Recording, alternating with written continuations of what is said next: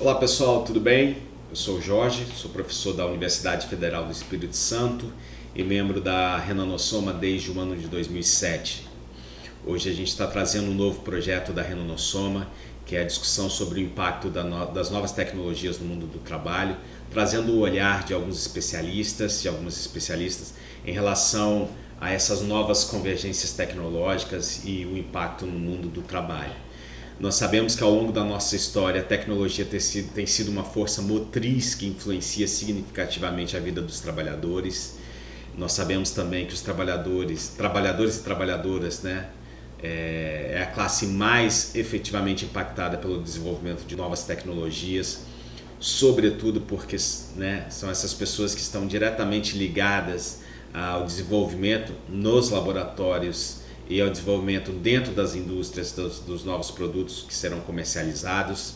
Então, as novas tecnologias, portanto, têm o poder de aprimorar a produtividade do trabalho, mas ao mesmo tempo trazem consigo perturbações efetivas nesse mundo do trabalho, em relação especificamente aos empregos tradicionais que costumam desaparecer. Desde a Revolução Industrial até os dias atuais, nós testemunhamos avanços tecnológicos que vêm remodelando as indústrias, e remodelando também as paisagens no mundo do trabalho, no emprego. No entanto, o que vai diferenciar as novas tecnologias das últimas décadas, especialmente dessa nova, poderia chamar, quarta Revolução Industrial, está ligado diretamente à sutileza das novas tecnologias, Ao contrário daquelas máquinas visíveis, as grandes estruturas, as grandes máquinas, a poluição sonora, a poluição visual, a poluição do ar, que era efetivamente observado por qualquer pesquisador ou qualquer pessoa que estivesse passando por uma indústria, por exemplo. As novas tecnologias são praticamente invisíveis, trazem riscos que são efetivamente invisíveis, São gases, são produtos químicos e biológicos que escapam aos nossos olhos, Então, os riscos associados a esses elementos nem sempre são imediatos. Às vezes eles se manifestam no médio ou no longo prazo, o que vai adicionar uma camada de complexidade muito maior à nossa compreensão. Então, a gente poderia chamar a atenção também para a nova era digital, a nova, não tão nova assim, mas que nas últimas décadas vem efetivamente impactando a vida de todo mundo. Nós nos deparamos nessa nova era digital com um paradoxo, que é o seguinte: embora as novas tecnologias prometam eficiência e progresso, elas também trazem consigo uma ameaça fundamental às estruturas tradicionais de emprego. Isso porque a automação rápida e a digitalização de tarefas, elas têm o potencial de tornar muitos empregos obsoletos. Isso vai trazer um desafio adicional às nossas sociedades, para buscar soluções que sejam também inovadoras para promover uma transição mais suave para a força de trabalho nesse novo mundo, A gente ilustra, por exemplo, esses fenômenos no mundo do trabalho relacionado ao trabalho na educação, ao trabalho dos professores, que ao passo tem um ambiente educacional inundado por uma miríade de ferramentas tecnológicas, esses profissionais se veem a todo tempo imersos numa grande dualidade, O uso intensivo das tecnologias na sala de aula, ele, embora tenha o potencial de transformar efetivamente a educação, ele traz o desafio que é a necessidade constante de adaptação a novas plataformas, por exemplo, e por outro lado, o enfrentamento de questões relacionadas ao bem-estar emocional dos alunos, que estão cada vez mais ansiosos, por conta dessas novas tecnologias. Esse cenário, muitas vezes invisível aos nossos olhos, como já dito, ele contribui para uma exaustão emocional muito grande desses trabalhadores da educação, evidenciando impactos psicossociais dessas novas tecnologias. Além dos riscos químicos, biológicos, há o risco de adoecimento mental das pessoas.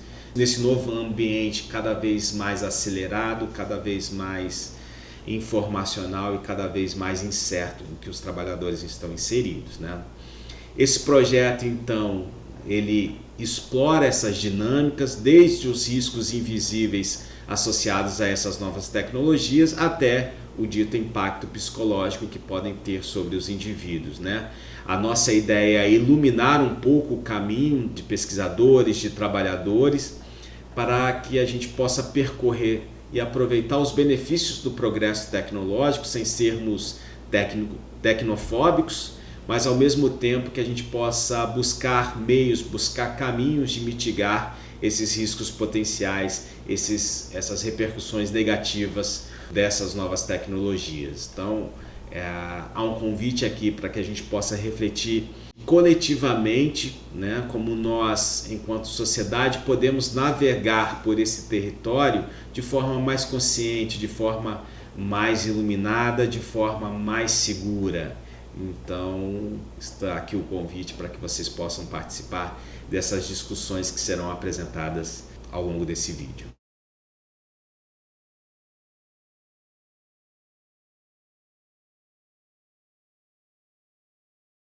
Sou Sebastião Neto, coordenador do IEP.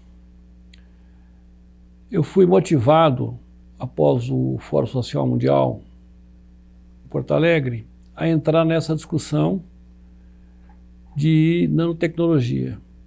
Antes, pela CUT, eu fui responsável pelo GT de reestruturação produtiva, na Secretaria de Política Sindical. E nos anos 90 nós fomos muito abalados pelas modificações, que era uma espécie de toyotismo reciclado, na verdade, mas que enxugaram as fábricas e colocaram métodos de gestão e uma forma nova de organizar a produção, claro, impulsionado por muitos avanços da informática, vamos dizer assim. Então eu queria centrar um pouco nesse século, vamos dizer 20 anos últimos, em que pegou o corpo, através da Renanossoma, a discussão de nanotecnologia no meio dos trabalhadores, e dizer o seguinte: nós tínhamos muita apreensão com uma espécie assim de onda baseada na nanotecnologia, mas também já tínhamos sido alertados, estudávamos, porque tinha gente estudando isso em várias partes do mundo, a tal da convergência tecnológica.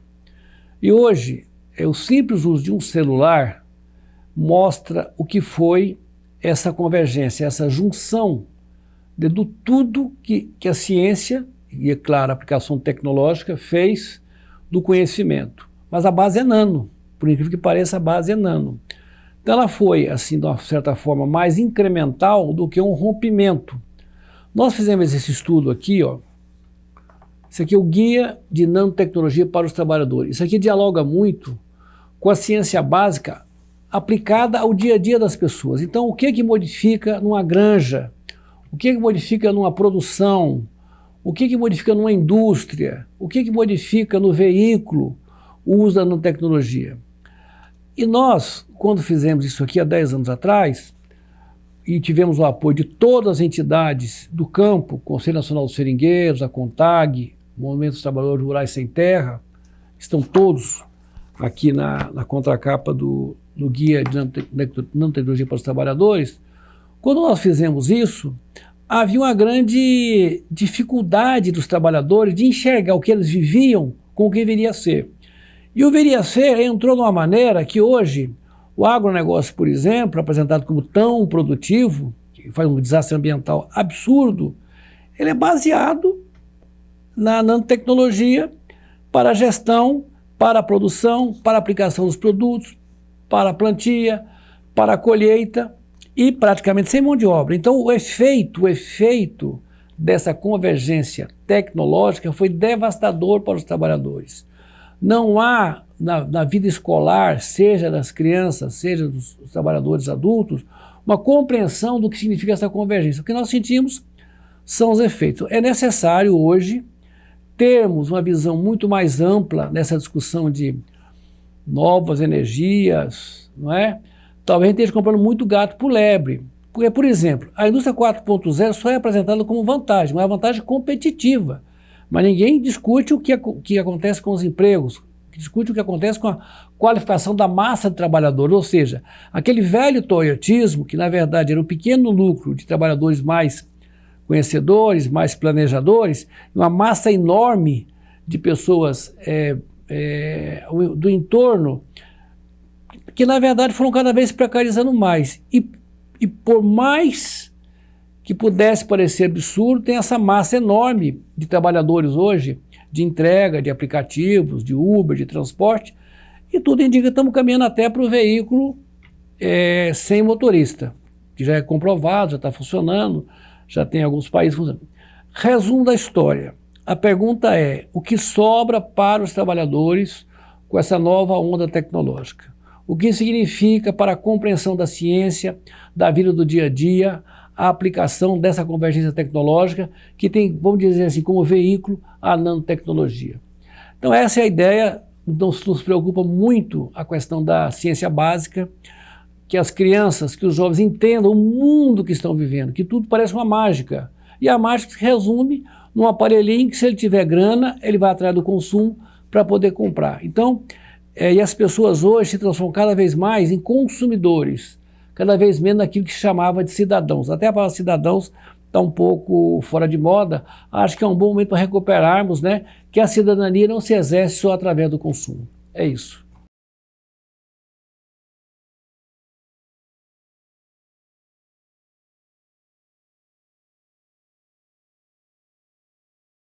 Meu nome é Tomás Ferreira Jensen, eu sou economista e desde 2007 eu trabalho no DIEESE, Departamento Intersindical de Estatística e Estudos Socioeconômicos. Entre 2007 e 2015 eu atuei pelo DIEESE na subseção do Sindicato dos Trabalhadores nas Indústrias Químicas da região do ABC, aqui em São Paulo.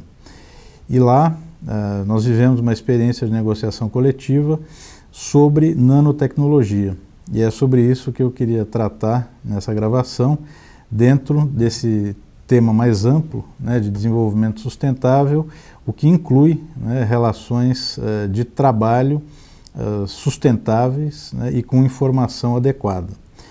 Essa negociação coletiva, ela teve início em 2008, a partir de um seminário sobre nanotecnologia e os trabalhadores, organizado pelo Sindicato dos Químicos do ABC, junto com a Fundacentro.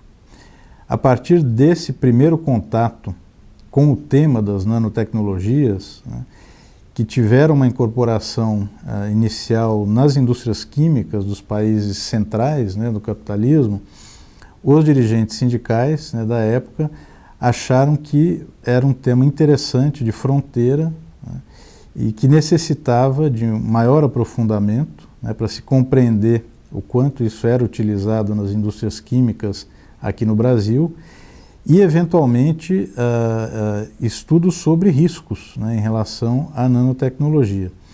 Então, a partir desse primeiro seminário, em 2008, se inicia um processo de pesquisa, de estudos, né, feitos pelo sindicato, e eu participava, né, pelo DIEESE.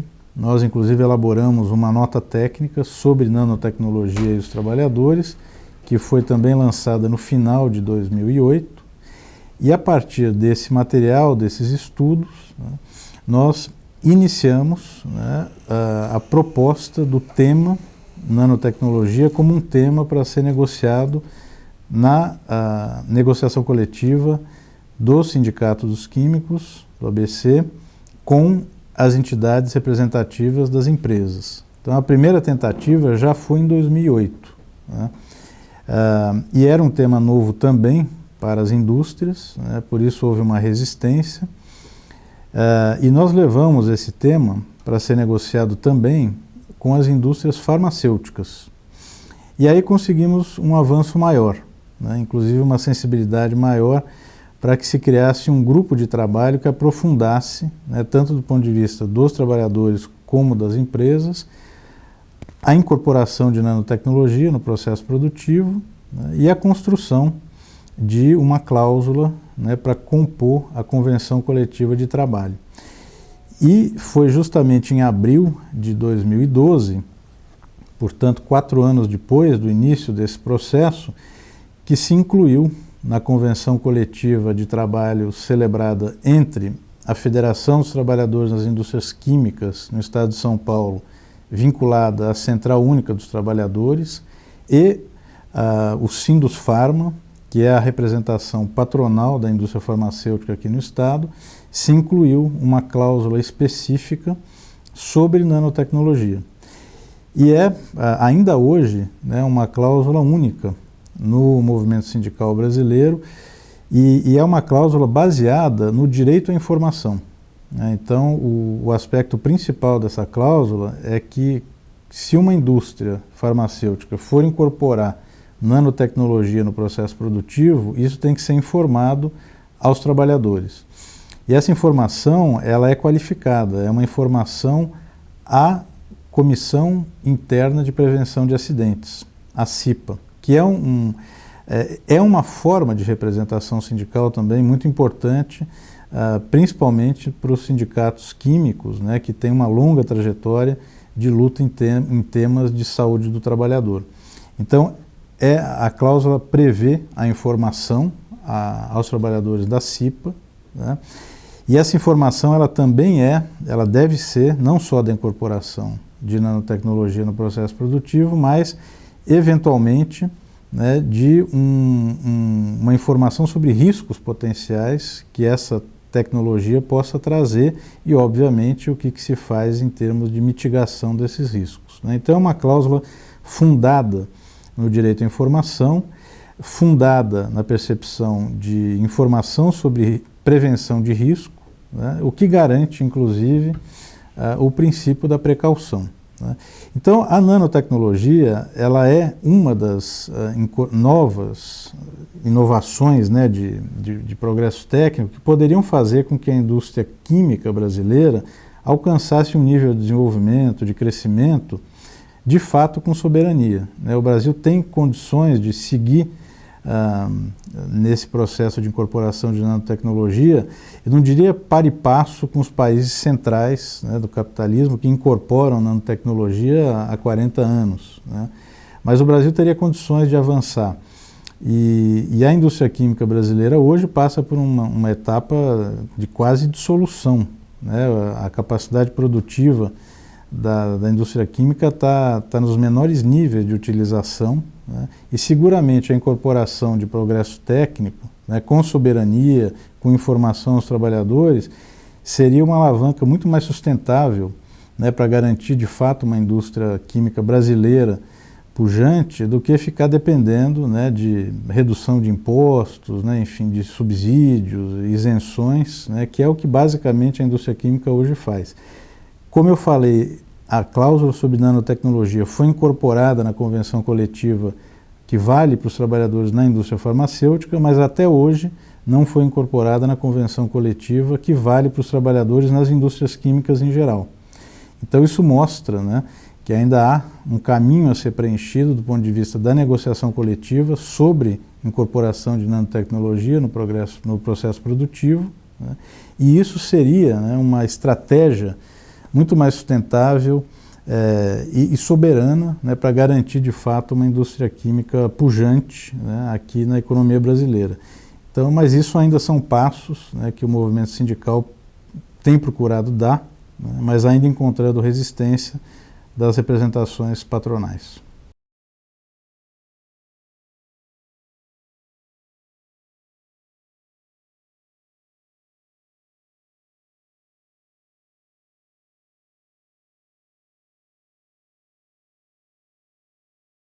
Olá, meu nome é Gilberto Almazan, mais conhecido como Ratinho no movimento sindical. Sou presidente do Sindicato dos Metalúrgicos de Osasco e região. É um local que agrega 12 municípios e nós temos perto de 40 mil trabalhadores naquela região oeste de São Paulo. Eu atuei bastante, hoje eu sou presidente do sindicato, mas atuei muito nas questões de saúde e segurança do trabalhador. Atuei também como dirigente do DIESAT, um departamento intersindical de estudos e pesquisas na área de saúde do trabalhador. E a gente está no movimento sindical desde 1990. Mas as lutas lá que a gente encampou, no final da década de 70, início da década de 80, mesmo eu não estando na direção do sindicato, foram principalmente os acidentes típicos. Nós chegamos a ter muita mutilação em função de prensas, principalmente as prensas excêntricas. Depois, na década de 80, muitas doenças provocadas pelo trabalho. Doenças por muito esforço físico, problemas de coluna, ruído, perca de audição, mas também por produtos químicos.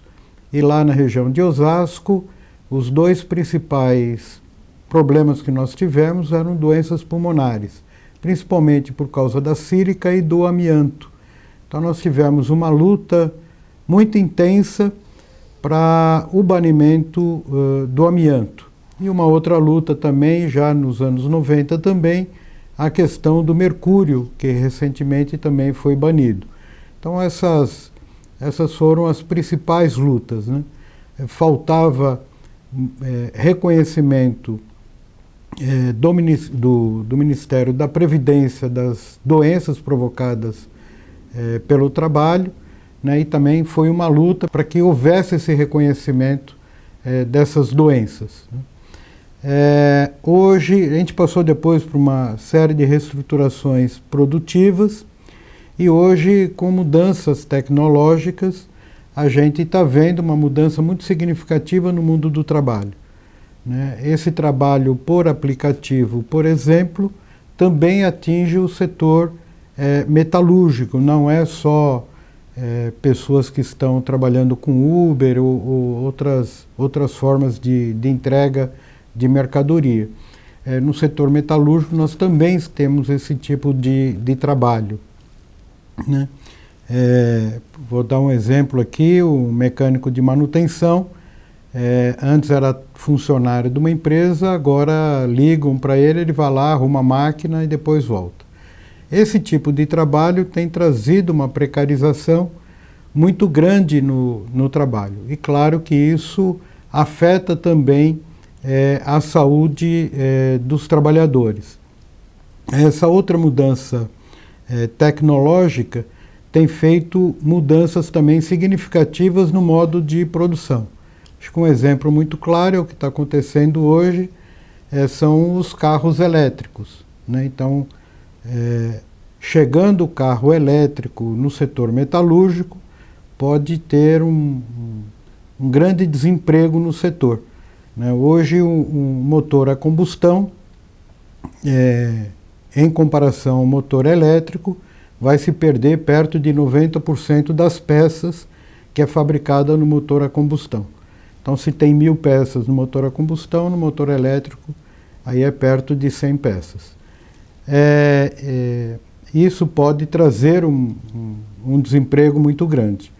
E claro que isso afeta a vida dos trabalhadores de um modo geral.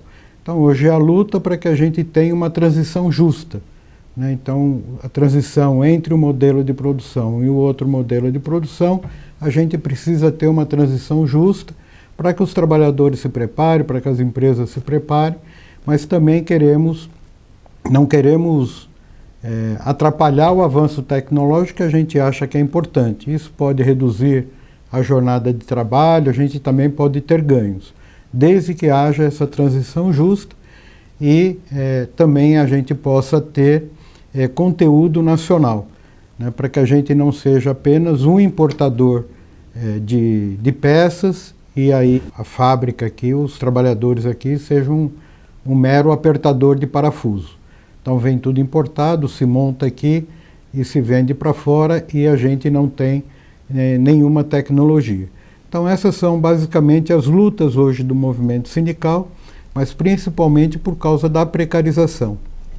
Então, novas tecnologias têm feito mudanças significativas do mundo do trabalho e de vez os trabalhadores terem ganhos, tem havido uma precarização maior do trabalho, sem que haja nenhuma preocupação com os trabalhadores, com redução de jornada, com outras questões. E a gente tem visto, de forma muito crescente, os problemas de saúde mental entre os trabalhadores. Suicídio tem aumentado na categoria e a gente tem visto, de forma muito constante, trabalhadores sendo afastados por depressão ou por outras doenças advindas de saúde mental. Então, é uma preocupação grande da gente para que a gente possa fazer essas mudanças.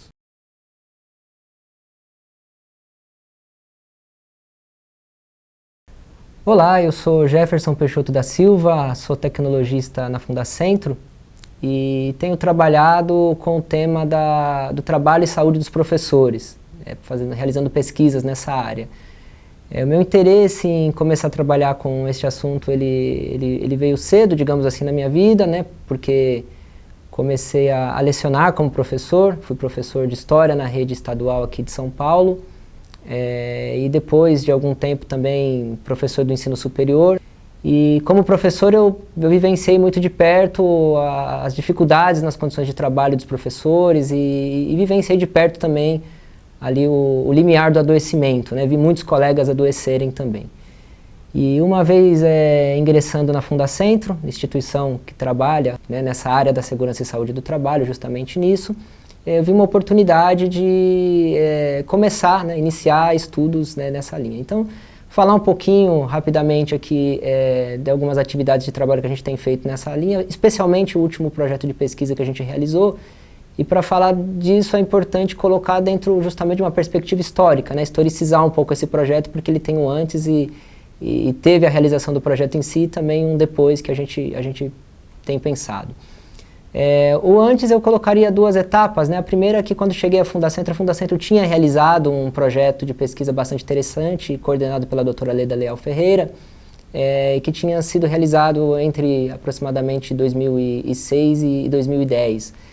Que resultou em publicações bastante interessantes do ponto de vista do estado da arte, do ponto de vista de entrevistas com professores, usando metodologia de entrevistas em grupo, digamos assim, centradas na atividade de trabalho dos professores. Foi uma contribuição bastante interessante. Mas quando entrei na Fundacentro, esse projeto tinha acabado, então a gente tentou reativar, né, o trabalho com esse tema.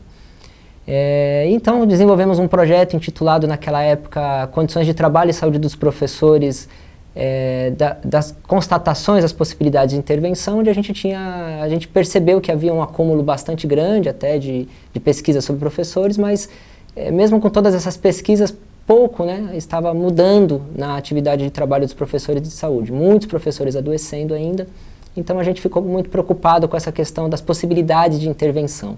E a principal conclusão daquela pesquisa foi que uma das formas mais, digamos assim, possíveis de se fazer alguma coisa para mudar esse cenário estaria no âmbito das políticas públicas, tendo em vista que as políticas públicas elas podem ser abrangentes e atingir um grande número de professores, não ficar apenas no local, no pontual, principalmente por esse aspecto.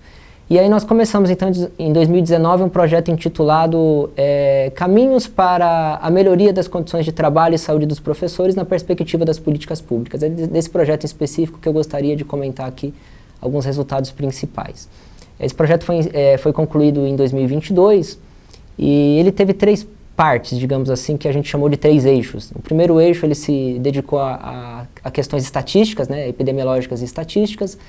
A segunda se dedicou a questões de análise bibliográfica, visando subsidiar políticas públicas. Tentamos fazer um trabalho relativamente bastante robusto, reunindo todas as informações possíveis ali de publicações, como elas se categorizavam, se caracterizavam também, para poder subsidiar políticas públicas. E o terceiro eixo, que é o que eu gostaria de destacar aqui, foi um eixo focado numa entrevista empírica, num trabalho empírico. Nós fizemos entrevistas com 10 professoras, pesquisadoras, né? Nós preferimos uma estratégia um pouco menos usual, geralmente nesse mundo, né, ou nesses mundos do trabalho, como gosta de falar a professora Lucy Prau, vou fazer aqui a referência a ela.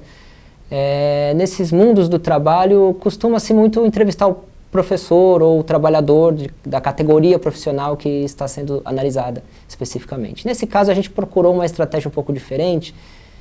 A gente queria contar com o acúmulo e com a experiência de pesquisadores que vinham trabalhando com essa temática há bastante tempo.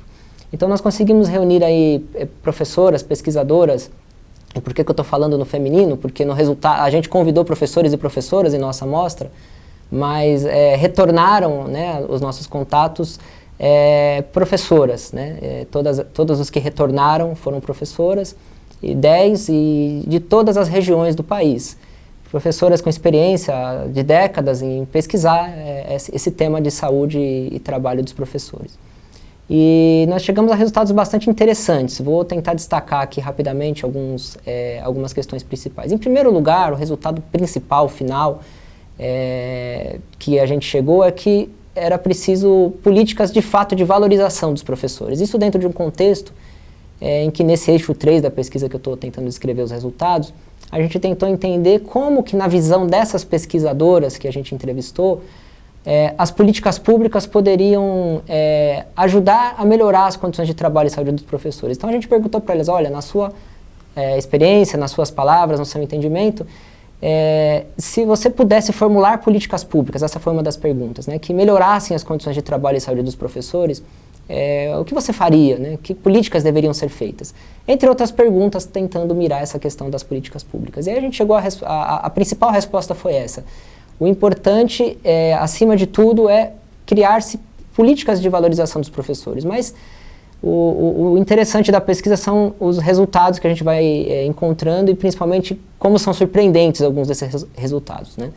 Um deles que eu gostaria de destacar foi, por exemplo, a gente chegou a 6 categorias temáticas, né, nessa análise das entrevistas, e a primeira delas apontava, por exemplo, para a necessidade de não romantizarmos as políticas públicas. Quando a gente fala de políticas públicas, a gente tende a romantizar, entendendo que política pública, por natureza e definição, é algo bom e maravilhoso. E o que nós entendemos é que podemos ter boas políticas e podemos ter políticas não muito boas, políticas que não funcionam.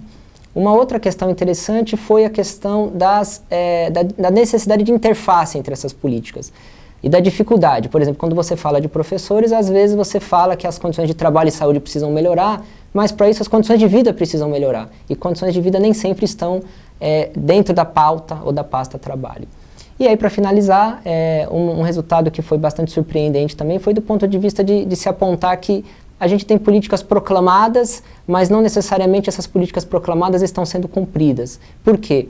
Porque tem havido uma lógica de subversão dessas políticas públicas. Muitas dessas políticas que são chamadas de públicas, quando você vai analisá-las mais de perto, a gente vai perceber que houve um lobby, por exemplo, uma aproximação dos interesses do mercado.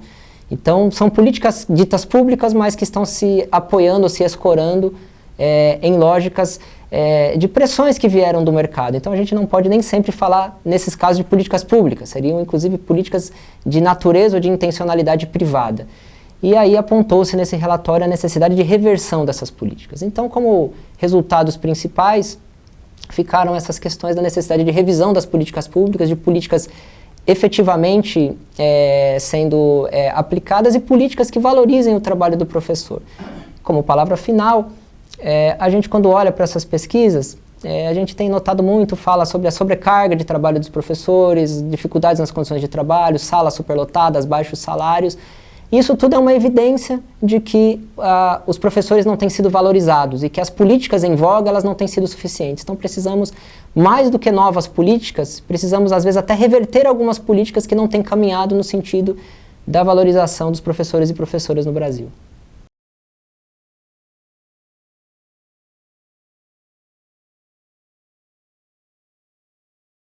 Eu sou Natália Lobo, sou da equipe da SOFIA, que é a Sempre Viva Organização Feminista, e da Marcha Mundial das Mulheres no Brasil.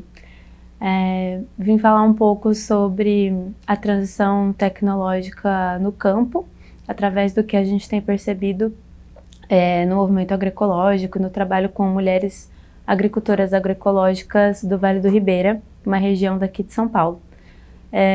A gente tem visto, não só no Brasil, mas globalmente, um avanço do que tem sido chamado de agricultura 4.0, que tem sido colocado como uma segunda etapa da Revolução Verde, que aconteceu ali nos anos 50, 60 do século passado. Foi um momento histórico de criação do agronegócio, de inserção de máquinas e novas tecnologias no campo, o que gerou uma mudança muito grande na forma de fazer a agricultura daquele período. E hoje em dia a gente está vendo o avanço dessa agricultura 4.0, que é como se fosse um aprofundamento da Revolução Verde, que está inserindo as novas biotecnologias e também as tecnologias digitais no trabalho com a agricultura. Então, a chegada dos drones, de novos sensores na agricultura e de um controle muito maior da produção agrícola, que inclusive dispensa muito mais trabalho humano porque muitas atividades se tornam não só automatizadas, mas também digitalizadas, comandadas por algoritmos. O que a gente percebe, né, globalmente é que com essa chegada da agricultura 4.0 na agricultura familiar, que tem se dado principalmente através de aplicativos, né, que chegam para os agricultores como uma forma de substituição do serviço de assistência técnica e extensão rural, que é um serviço que tem sido cada vez menos ofertado pelo Estado, né, dos técnicos acompanharem os agricultores na produção, e os agricultores que ficam sem nenhuma assistência começam a conhecer e usar esses aplicativos de assistência técnica, que são como se fosse uma assistência técnica remota, né, onde ele coloca ali os problemas que ele está tendo com a produção e teria o apoio, né, de um engenheiro, de uma engenheira agrônoma à distância. O que a gente tem visto é que as empresas, né, empresas grandes, transnacionais da tecnologia, como a Microsoft, têm entrado nesse mercado, e isso, na verdade, acompanha um aumento da vigilância e do controle sobre os dados da agricultura em escala global. Então, quando um agricultor coloca todos os dados da produção dele ali naquele aplicativo, nesse sistema da agricultura 4.0, ele está tendo em volta algum apoio pontual de assistência técnica, mas a empresa está ganhando muito mais porque, na verdade, está tendo acesso aos dados de clima, de temperatura, de qualidade do solo, de forma de fazer agricultura de toda uma região, e isso é muito útil para eles pensarem os novos modelos de negócio, de produção, de previsão de produção, de safra, para o agronegócio daquela região, né? Isso se dá também principalmente por uma fusão cada vez maior das empresas de tecnologia com as empresas do agronegócio. As grandes empresas do agronegócio, como a Monsanto, a Cargill, a Bayer, hoje estão muito relacionadas com empresas de tecnologia, como a Microsoft, por exemplo.